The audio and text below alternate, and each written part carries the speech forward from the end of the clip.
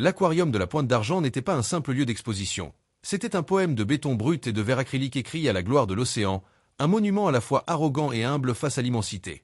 Construit dans les années 1970, au sommet d'une ère d'optimisme architectural, il s'avançait sur la mer comme la proue d'un navire moderniste échoué, ses immenses baies vitrées offrant un dialogue permanent entre le monde fragile des hommes et les mystères insondables de l'abysse. Son conservateur, le docteur Antoine Corbin, était aussi indissociable des lieux que les anémones des rochers ou le sel de l'air.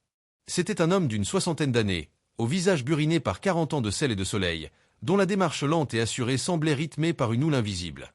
Il connaissait chaque recoin de l'aquarium, chaque fissure dans le béton, chaque bizarrerie de la plomberie labyrinthique, chaque humeur de ses pensionnaires marins, des plus petits gobies aux majestueux requins-taureaux. Il était le gardien de ce temple, son grand prêtre et son plus fidèle serviteur. Le joyau de l'aquarium, son cœur battant, était le cœur océanique, un gigantesque réservoir de requins de 3 millions de litres, une cathédrale liquide dont la pièce maîtresse était un tunnel d'observation en acrylique de 25 cm d'épaisseur. Marcher à travers ce tunnel était une expérience quasi mystique, une immersion silencieuse dans un monde de prédateurs gracieux et de lumière bleue filtrée, un endroit où le temps semblait se dissoudre. Ce matin-là, un jeudi de fin d'été, l'aquarium baignait dans une lumière dorée et une atmosphère de douce quiétude. Les rires des enfants se mêlaient aux murmures constants et apaisants des systèmes de filtration, et les ombres silencieuses des requins-taureaux glissaient derrière l'épaisse paroi d'acrylique avec une indifférence préhistorique. Rien, absolument rien, ne laissait présager l'horreur qui allait déferler des profondeurs. Antoine Corbin, lors de sa ronde matinale, ressentit le premier signe avant tout le monde. Ce n'était pas un son, ce n'était pas une vue, mais une sensation, une vibration anormale et discordante dans le sol en béton, une plainte sourde et lointaine venue des entrailles de la terre. Presque simultanément, son regard d'océanographe aguerri remarqua que la mer, visible depuis la grande rotonde, avait un comportement profondément étrange. L'eau ne se retirait pas comme lors d'une marée normale. Elle était aspirée vers l'horizon avec une vitesse surnaturelle, dévoilant des kilomètres de fond marin d'une manière obscène et contre nature, comme si un dieu avait tiré la bombe de l'océan. Le ciel était d'un bleu parfait, le vent calme, mais l'océan tout entier retenait son souffle, se préparant à une expiration d'une violence inouïe. C'est alors que les sirènes d'alerte tsunami de la ville se mirent à hurler, un son strident et apocalyptique qui déchira la tranquillité matinale et glaça le sang dans les veines. La panique éclata, une onde de choc humaine se propageant plus vite que le son. Mais dans l'esprit d'Antoine, une seule et terrible certitude s'imposa. Il était déjà trop tard pour fuir. Le mur d'eau, invisible mais déjà en route, arriverait en quelques minutes. Et dans ce chaos, son regard se tourna vers le cœur océanique, non plus comme une attraction, mais comme une arche, un sanctuaire improbable dont il était le seul à connaître l'incroyable et secrète résistance. Une décision impensable, folle, commença à germer dans son esprit. Pour survivre à l'océan, il fallait s'enfermer à l'intérieur. Le hurlement strident des sirènes transforma l'atmosphère paisible de l'aquarium en une cacophonie de terreur pure. Les murmures admiratifs furent remplacés par des cris perçants, la curiosité par une panique primale qui effaçait toute trace de civilisation. Une centaine de visiteurs, familles, touristes et groupes scolaires se précipitèrent comme un seul homme vers les sorties, créant un embouteillage humain chaotique et dangereux. Les gens poussaient, tombaient, criaient, leurs visages déformés par la peur. Antoine Corbin, cependant, resta immobile pendant une précieuse seconde, un roc au milieu du torrent de panique, le temps que son esprit, entraîné par des décennies de protocoles d'urgence et une connaissance intime de la physique des océans, analyse la situation avec une froideur inhumaine. Il savait ce que le retrait anormal de la mer signifiait. Il ne s'agissait pas d'une simple vague, mais d'un mur d'eau, un déplacement de masse océanique d'une énergie inimaginable, une force de la nature capable de pulvériser le béton armé et de tordre l'acier comme du fil de fer. Les sorties de secours, bien que conçues pour les incendies ou les pannes de courant, menaient tout au parking situé à peine quelques mètres au-dessus du niveau de la mer. C'étaient des pièges mortels, des entonnoirs qui mèneraient les fuyards directement dans la gueule du monstre. Fuir était un suicide. Il se tourna vers la foule paniquée, son visage habituellement calme et bienveillant transformé par une autorité féroce qu'on ne lui connaissait pas. « Par ici. Ne sortez pas. Venez avec moi. » Sa voix, puissante et habituée à se faire entendre par-dessus le bruit des pompes, couvrit momentanément le tumulte. La plupart des gens l'ignorèrent, emportés par l'instinct de fuite, continuant leur course folle vers une mort certaine. Mais un petit groupe, peut-être une vingtaine de personnes, hésita. Ils furent arrêtés net, non pas tant par ses paroles que par l'intensité de son regard. Ils virent dans ses yeux non pas la peur, mais une certitude glaciale, une connaissance terrible qui les cloua sur place. C'était un mélange hétéroclite, une jeune famille avec 2 enfants en bas âge, un couple d'adolescents qui se tenaient la main, quelques touristes étrangers parlant une langue qu'ils ne comprenaient pas, et une journaliste locale qui avait reconnu le célèbre conservateur. Les sorties sont condamnées, déclara Antoine d'une voix sans appel, chaque mot pesant une tonne. La seule chance de survie est en bas. Dans l'eau. Suivez-moi. Maintenant. Il n'attendit pas de réponse. Il se retourna et se dirigea à grands pas vers l'accès de service du cœur océanique, une porte métallique discrète que la plupart des visiteurs ne remarquaient jamais. Le sol tremblait maintenant de plus en plus fort, et un grondement sourd, comme le bruit d'un millier de trains de marchandises, venait de l'horizon. C'était le son de l'océan qui revenait pour réclamer son dû. Poussé par la peur de l'inconnu mais convaincu par l'assurance du vieil homme, le petit groupe le suivit, courant à travers les salles d'exposition désertées, dépassant les bassins ou les poissons, sentant le changement de pression et les vibrations, nager de manière erratique, se heurtant aux vitres dans une frénésie paniquée. Antoine les mena dans les coulisses de l'aquarium, un labyrinthe de couloirs en béton brut, de tuyauteries complexes et de câbles électriques. L'air était frais et sentait l'ozone et le sel. Il arriva devant une lourde porte blindée, marquée SASDE Maintenance, cœur océanique. Il composa un code sur un clavier numérique et actionna une grande roue manuelle rouge. La porte s'ouvrit en sifflant, libérant une bouffée d'air pressurisé. « Entrez !»« Vite !» ordonna-t-il. L'intérieur était un petit sas cylindrique en acier, à peine assez grand pour les contenir tous. Au-delà, une autre porte identique menait directement au fond du bassin des requins, dont on devinait la masse sombre. La panique du groupe redoubla, se transformant en incrédulité. « Mais, c'est le bassin des requins !»« Vous êtes fous ?» cria un homme, son visage blême. « Les requins sont le cadet de vos soucis », répondit Antoine, le visage crispé par l'effort alors qu'il commençait à tourner la roue de la porte extérieure pour la sceller. Cette structure est conçue pour résister à une pression de plusieurs tonnes par centimètre carré. C'est l'endroit le plus solide de toute la côte. Maintenant, entrez dans le tunnel. Il désignait l'entrée du tunnel de visite, accessible depuis le sas. C'est à cet instant que le premier impact frappa l'aquarium. Un bruit assourdissant, un fracas de verre et de béton, suivi d'une secousse si violente que tout le monde fut projeté contre les parois du sas. Les lumières clignotèrent et s'éteignirent, remplacées par l'éclairage de secours rouge et inquiétant qui plongea la scène dans une atmosphère de film d'horreur. Le grondement était maintenant assourdissant, la fureur de l'océan s'abattant sur le bâtiment. Cette onde de choc mit fin à toute discussion. Terrorisés, les survivants se précipitèrent dans l'ouverture béante du tunnel d'acrylique, s'éloignant de la porte qui menait à la mort pour se réfugier dans la gueule du monstre. Alors que les derniers survivants, hagards et trébuchants, se ruaient dans l'ouverture du tunnel, Antoine Corbin luttait de toutes ses forces contre la pression de l'eau qui commençait déjà à s'infiltrer par les joints de la porte extérieure du sas. Avec une force née du désespoir, il parvint à tourner la roue jusqu'au bout, engageant les lourds verrous de titane avec un clang métallique final et rassurant, qui résonna comme le glas d'un monde et la promesse d'un autre. Il se tourna ensuite vers la deuxième porte, celle qui séparait le sas du fond du bassin. C'était la porte la plus importante. Il la referma de la même manière, son corps entier tendu par l'effort, les muscles de son dos et de ses bras saillants sous sa chemise. Un deuxième clang résonna, suivi d'un sifflement, signe que le système de pressurisation s'enclenchait pour égaliser la pression entre le sas et le tunnel. Ils étaient enfermés. Enfermés avec les requins, mais coupés du chaos extérieur. À peine la porte fut-elle scellée qu'une deuxième vague, la vague principale, frappa l'aquarium. Ce ne fut pas un simple impact, mais une force continue, une pression si colossale que le tunnel d'acrylique vibra comme la corde d'un instrument monstrueux. Un son grave et profond, une note basse et terrifiante, emplit l'espace, accompagné du grincement sinistre du béton du bâtiment principal qui se tordait et se brisait au-dessus d'eux. Les survivants, blottis les uns contre les autres au milieu du tunnel, criaient de terreur, leur voix aiguë couverte par le rugissement du monde qui s'effondrait. À travers la paroi d'acrylique, le spectacle était apocalyptique. L'eau normalement claire et bleutée du bassin devint trouble en quelques secondes, remplie de débris, de sable, de terre et de fragments du bâtiment qui implosait. Les lumières artificielles qui simulaient la lumière du soleil s'éteignirent, plongeant le bassin dans une obscurité presque totale, seulement percée par les faisceaux des lampes de secours rouges du tunnel. Les requins, d'habitude si calmes et majestueux dans leurs évolutions lentes, étaient complètement désorientés par le bruit, les vibrations et le changement brutal de leur environnement. Ils nageaient de manière erratique, leur corps puissant heurtant parfois la paroi d'acrylique avec des chocs sourds qui faisaient sursauter les survivants et vibrer la structure. Antoine, bien que secoué jusqu'au plus profond de son être, garda son sang-froid. « Ne bougez pas », dit-il d'une voix forte pour couvrir le bruit. Le tunnel est indépendant des fondations principales. Il est monté sur des supports flexibles. Il est conçu pour bouger légèrement. L'acrylique est flexible. Il tiendra. Il parlait avec une confiance qu'il était loin de ressentir, mais il savait que la panique était leur pire ennemi. Le temps sembla se dissoudre dans la terreur. Les minutes s'étirèrent en heures. À l'extérieur du tunnel, dans ce qui avait été le bassin, le chaos régnait. Le bruit de l'eau déferlante était maintenant remplacé par le fracas incessant des débris qui heurtaient la structure. Ils entendaient des bruits de torsion métallique, des craquements de béton, des impacts sourds et violents. Le bâtiment de l'aquarium, ce chef-d'œuvre d'architecture, était en train d'être démembré, pièce par pièce, au-dessus de leur tête. Le petit groupe de survivants était piégé dans une bulle de survie surréaliste. Ils étaient au cœur de la destruction, mais protégés par 25 cm de polyméthacrylate de méthyle.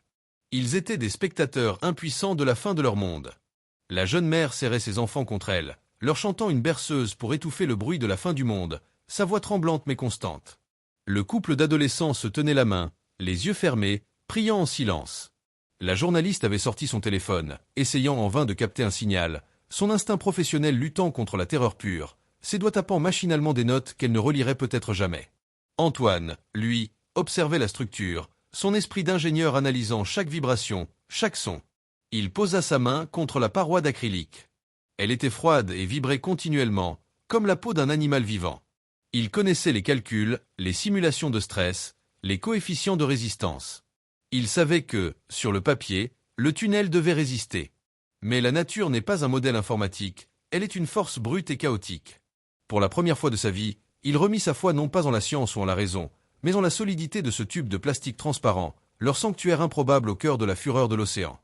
L'apogée de la fureur du tsunami, cette agression acoustique et sismique qui semblait devoir ne jamais finir, dura ce qui sembla une éternité, mais qui ne fut en réalité qu'une vingtaine de minutes. Puis, lentement, le vacarme assourdissant commença à diminuer, se transformant en un bruit de ressac puissant et désordonné, comme si l'océan, épuisé par sa propre colère, reprenait son souffle dans un gargouillis monstrueux. Le tunnel cessa de vibrer aussi violemment, se stabilisant avec de légères oscillations qui devinrent leur nouvelle normalité. La phase la plus critique était passée. Mais ils étaient toujours piégés, 20 000 lieues sous le chaos, prisonniers d'une capsule de survie au fond d'un monde détruit. Le tunnel, normalement un lieu de passage et d'émerveillement, devint leur refuge, leur prison et leur vaisseau d'observation. L'éclairage de secours, conçu pour durer 24 heures, diffusait une lumière rouge et blafarde qui donnait au visage des survivants une apparence spectrale, comme s'ils étaient déjà des fantômes hantant les ruines de leur propre vie. Antoine fit un bilan rapide. Ils étaient 23, dont 2 enfants. Personne n'était gravement blessé, quelques contusions et égratignures, mais le choc psychologique était immense, une blessure invisible qui laissait des cicatrices profondes. Il savait que sa prochaine tâche était de transformer ce groupe de survivants terrifiés en une communauté capable de tenir, de lutter contre le désespoir qui menaçait de les submerger. « Tout le monde va bien ?» demanda-t-il, sa voix résonnant étrangement dans le silence relatif. Des hochements de tête et des murmures lui répondirent. « Bien. Écoutez-moi. Nous sommes en sécurité ici. Le pire est passé. Mais nous allons devoir être patients, très patients. » Il expliqua la situation avec un calme rassurant, choisissant ses mots avec soin, comme un médecin annonçant un diagnostic difficile. Le tunnel disposait d'un système de ventilation d'urgence autonome, mais l'oxygène était limité. Il leur demanda de rester calmes, de respirer lentement, de ne pas faire d'efforts inutiles.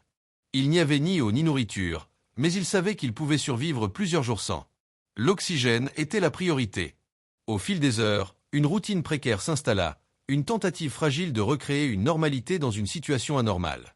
Les gens parlaient à voix basse, se racontant leur vie d'avant le désastre, comme si parler du passé pouvait le faire revenir. La journaliste, une femme nommée Élise, devint le centre social du groupe. Avec son carnet et son stylo, elle interviewa Antoine, non pas pour un article, mais par besoin de comprendre, de rationaliser l'impensable. Il lui expliqua la conception du tunnel, comment il avait été construit par une société allemande spécialisée dans les structures de haute pression pour les forages pétroliers en mer du Nord, comment les panneaux d'acrylique avaient été fusionnés sur place à une température de 150 degrés pour ne former qu'un seul et unique tube sans joint. Il parlait de la structure comme d'un vieil ami, avec affection et respect. La paroi d'acrylique, qui était autrefois une fenêtre sur un monde marin paisible, était maintenant un écran de cinéma projetant un film catastrophe. L'eau à l'extérieur était un bouillon opaque de boue, de sable et de débris. Des objets flottaient lentement devant leurs yeux, témoins silencieux d'un monde détruit. Une voiture rouge, retournée, un toit de maison avec ses tuiles encore intactes, des arbres déracinés, et une myriade de petits objets personnels, des fragments de vie qui n'existaient plus. C'était une vision surréaliste et macabre. Parfois, l'ombre d'un requin passait, indifférent au drame, un rappel que la vie, même dans ses formes les plus redoutables, continuait. Le plus jeune des enfants, un petit garçon de 5 ans, n'était pas effrayé, mais fasciné. Il collait son visage à la paroi, regardant les débris passer comme s'il s'agissait d'un défilé étrange. « Regarde, maman, un frigo !» disait-il, sa voix innocente tranchant avec l'horreur de la situation. Pour lui, l'aquarium tenait sa promesse d'émerveillement, mais d'une manière que personne n'aurait pu imaginer. La nuit tomba, mais pour eux, le temps n'avait plus de sens. L'obscurité à l'extérieur était la même que celle de la journée, et la lumière rouge à l'intérieur était éternelle. Ils étaient dans une capsule temporelle, flottant dans un monde détruit. Le froid commença à se faire sentir, le béton non chauffé absorbant la chaleur de leur corps. Ils se blottirent les uns contre les autres pour se réchauffer, leur humanité réduite à sa plus simple expression, la recherche de chaleur et de réconfort. Antoine ne dormit pas. Il veillait, écoutant le bruit de la structure, la respiration des survivants, faisant le guet dans leur arche d'acrylique, leur sanctuaire au cœur de la dévastation. Il se sentait responsable de chaque âme présente dans ce tube, un fardeau aussi lourd que la pression de l'océan au-dessus d'eux. Après ce qui sembla être une éternité passée dans la pénombre rougeoyante et claustrophobique du tunnel, un changement subtil mais perceptible se produisit. Le bruit constant de l'eau et des débris qui heurtaient la structure commença à s'estomper, remplacé par un silence profond et presque total, un silence si lourd qu'il en était presque assourdissant. Antoine, dont l'oreille était aguerrie au moindre son de l'aquarium, fut le premier à le remarquer. Il se rapprocha de la paroi d'acrylique et regarda attentivement vers le haut. Lentement, très lentement, le niveau de l'eau à l'extérieur commençait à baisser. Le reflux avait commencé. Une vague d'espoir, la première depuis le début de la catastrophe, parcourut le petit groupe de survivants, un murmure qui se propagea d'une personne à l'autre. Le processus fut angoissant de lenteur. Centimètre par centimètre, l'eau boueuse se retira, révélant un spectacle de désolation absolue. À travers l'acrylique, ils virent un paysage lunaire, un monde monochrome de boue, de béton brisé et de métal tordu. Le récif artificiel du bassin était maintenant recouvert d'une épaisse couche de sédiments, et des débris de toutes sortes étaient venus s'y échouer. Le bâtiment de l'aquarium n'existait tout simplement plus. Seul leur tunnel, à moitié enseveli dans la boue, avait résisté. Au bout de plusieurs heures, le niveau de l'eau était suffisamment bas pour qu'ils puissent voir le ciel à travers la surface. C'était un ciel gris, bas et lourd, mais c'était le ciel. La lumière naturelle, bien que faible, remplaça l'éclairage de secours qui commençait à clignoter, signe que les batteries s'épuisaient. Le silence qui suivit fut peut-être plus terrifiant que le vacarme de la tempête. C'était un silence de mort, l'absence totale de vie. Plus de cris d'oiseaux, plus de bruit de la ville, plus de ressac de l'océan. Juste le bruit du vent qui soufflait sur un monde dévasté. La phase d'attente commença, une épreuve psychologique peut-être encore plus difficile que la survie pendant le tsunami. Ils étaient vivants, mais toujours prisonniers. Le tunnel était maintenant leur tombeau potentiel. Antoine expliqua que les portes du sas étaient conçues pour résister à la pression extérieure. De l'intérieur, sans électricité, il était impossible de les ouvrir. Leur survie dépendait entièrement des secours extérieurs. Mais y avait-il encore des secours? La ville avait-elle été complètement anéantie? Étaient-ils les seuls survivants? Ces questions flottaient dans l'air, trop effrayantes pour être posées à voix haute. La faim et la soif commencèrent à se faire sentir. L'air dans le tunnel devint lourd et vicié. Le système de ventilation d'urgence s'étant arrêté avec les batteries. Chaque respiration était un effort. L'euphorie d'avoir survécu laissa place à un désespoir lancinant. C'est Élise, la journaliste, qui maintint le moral du groupe. Elle encouragea les gens à parler, à partager leurs histoires, transformant leur attente passive en une veillée active. Elle nota tout dans un petit carnet, documentant leur expérience, donnant un sens à leur survie. Antoine, lui, passait son temps à inspecter la structure interne du bassin, désormais visible. Son regard de professionnel était attiré par des détails que d'autres n'auraient pas vus. Il remarqua comment une grande partie du récif artificiel, installé lors de la construction 50 ans plus tôt, avait été déplacée par la force de l'eau. Des sections entières de coraux en fibre de verre avaient été arrachées, révélant la structure en béton en dessous. Il y avait quelque chose d'étrange, une forme anormale sous une grande formation rocheuse artificielle qui avait été partiellement soulevée. Mais l'obscurité et la distance l'empêchaient de voir clairement. 2 jours passèrent. L'espoir commença à s'effriter. Puis, ils entendirent un son faible et lointain, mais immistakable. Le bruit d'un hélicoptère. Ils se mirent tous à crier, à frapper contre la paroi d'acrylique, une explosion d'énergie née du désespoir. Le bruit se rapprocha. Ils étaient sauvés. Le son de l'hélicoptère fut le catalyseur d'une nouvelle vague d'adrénaline, une décharge électrique qui parcourut le groupe épuisé. Le bruit devint de plus en plus fort, une promesse mécanique qui se rapprochait, jusqu'à ce que l'ombre de l'appareil passe au-dessus du dôme en acrylique du tunnel, une vision messianique dans le ciel gris.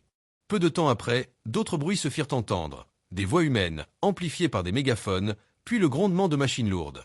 Les secours étaient là, et ils étaient nombreux. Le processus de sauvetage fut complexe et technique. Les sauveteurs, voyant la situation, comprirent qu'ils ne pouvaient pas simplement forcer les portes du sas, au risque de déstabiliser la structure déjà fragilisée du tunnel. La décision fut prise de drainer complètement le bassin, qui était encore rempli de plusieurs mètres d'eau boueuse, pour pouvoir accéder au système de secours manuel des portes. De puissantes pompes furent acheminées et mises en action. Pour les survivants à l'intérieur, ce fut une nouvelle attente angoissante, mais cette fois, c'était une attente pleine d'espoir. Ils observaient le niveau de l'eau baisser, centimètre par centimètre, révélant de plus en plus de détails du paysage dévasté du bassin. Le spectacle était fascinant et macabre. Le récif artificiel, autrefois si coloré et plein de vie, était maintenant un squelette gris recouvert de boue. Les faux coraux étaient brisés, les anémones en plastique arrachées. C'est alors que le niveau de l'eau passa en dessous de la grande formation rocheuse qui avait intrigué Antoine. L'eau se retirant, la forme anormale qu'il avait devinée devint de plus en plus claire. Ce n'était pas un débris. C'était autre chose, quelque chose d'organique, pris sous le bord de la structure en béton que le tsunami avait soulevé de quelques centimètres. « Qu'est-ce que c'est » murmura le jeune homme du couple d'adolescents, pointant du doigt. Tous les regards convergèrent vers le même point. Au début, ce n'était qu'une forme pâle et indistincte. Puis, à mesure que l'eau se retirait, les détails apparurent, lents et horribles. Un os long et blanc, manifestement un fémur humain. Puis une cage thoracique, à moitié enfouie dans le sable et la boue. Et enfin, un crâne, tourné vers eux, ses orbites vides semblant les fixer à travers la paroi d'acrylique. Un cri d'horreur étouffé parcourut le groupe.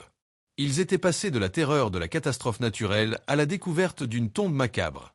Le choc fut immense. Ils venaient de passer près de 3 jours enfermés avec un cadavre sans le savoir. La joie imminente de leur libération fut teintée d'une horreur froide et silencieuse. Quand les sauveteurs parvinrent enfin à ouvrir la porte du sas, ils trouvèrent un groupe de survivants hagards, sales, mais vivants, qui pointaient tous du doigt, en silence, vers le fond du bassin. Les secouristes, s'attendant à de la joie et des larmes, furent accueillis par un silence de mort et une vision digne d'un film d'horreur. La nouvelle de la survie miraculeuse des 23 personnes de l'aquarium fut immédiatement éclipsée par une autre nouvelle, bien plus sombre et mystérieuse, la découverte d'un squelette au fond du bassin des requins. L'après-sauvetage fut un tourbillon d'activités. Les survivants, après avoir été examinés et réconfortés, furent emmenés dans un centre d'accueil temporaire. Mais l'attention des autorités se concentra rapidement sur la macabre découverte. Une équipe de la police scientifique et des archéologues judiciaires fut dépêchée sur les lieux, transformant le bassin dévasté en une scène de crime. Le travail d'excavation fut minutieux. Le squelette était remarquablement bien conservé, protégé de la décomposition par les conditions anaérobies de la boue et du sable au fond du bassin. Les os étaient emmêlés avec les restes d'un équipement de plongée très ancien, un modèle des années 1970 avec 2 bouteilles en acier. Antoine Corbin, bien que pressé par les autorités de se reposer, refusa de quitter les lieux. Quelque chose dans cette découverte le troublait profondément. Il demanda à consulter les archives de construction de l'aquarium, qui, par miracle, avaient été stockées dans un sous-sol étanche et avaient survécu. Plongé dans les vieux plans et les journaux de chantier, il sentit un frisson le parcourir. Le squelette avait été retrouvé sous la section rocher ouest du récif artificiel. En consultant le calendrier de construction, il vit que cette section avait été coulée et scellée durant la première semaine de juin 1975. Pendant que les experts dégageaient délicatement les os, ils trouvèrent un objet parmi les restes du harnais de plongée, une petite médaille en argent, noircie par le temps, mais encore lisible. Elle portait un nom gravé, Jacques Monnier. Ce nom provoqua une onde de choc parmi les plus anciens habitants de la ville. Jacques Monnier était le protagoniste du plus célèbre cas de disparition de la région. C'était un jeune et brillant biologiste marin, un idéaliste passionné qui, en 1975, s'était farouchement opposé à la construction de l'aquarium, la jugeant contraire à l'éthique. Il était un rival acharné du fondateur de l'époque, un homme d'affaires impitoyable. Monnier avait disparu sans laisser de traces le 5 juin 1975, la veille de l'inauguration de l'aquarium. La police avait conclu à une fugue ou à un suicide, mais la rumeur locale avait toujours parlé d'un acte criminel. La découverte du squelette, 50 ans plus tard, venait de résoudre ce mystère. Monnier n'avait pas fui. Il avait probablement été tué et son corps jeté dans le bassin en construction, avant que la section du récif ne soit coulée par-dessus, créant un tombeau de béton parfait. Le tsunami, dans sa fureur destructrice, avait soulevé la pierre tombale, révélant la vérité. L'ironie de la situation était poignante. Le cœur océanique, ce chef-d'œuvre conçu pour célébrer la vie marine, avait été une tombe secrète pendant un demi-siècle. Il avait fallu une catastrophe naturelle d'une ampleur biblique pour que le secret soit révélé. L'arche qui avait sauvé 23 vies de la fureur des eaux était la même qui avait caché une mort violente pendant 50 ans. Antoine Corbin, regardant le bassin vide et la tombe révélée, sentit le poids de l'histoire s'abattre sur son aquarium. Le tsunami n'avait pas seulement détruit des murs, il avait mis à nu une vérité longtemps enfouie, rappelant à tous que l'océan, comme le passé, finit toujours par rendre ce qu'on lui a pris.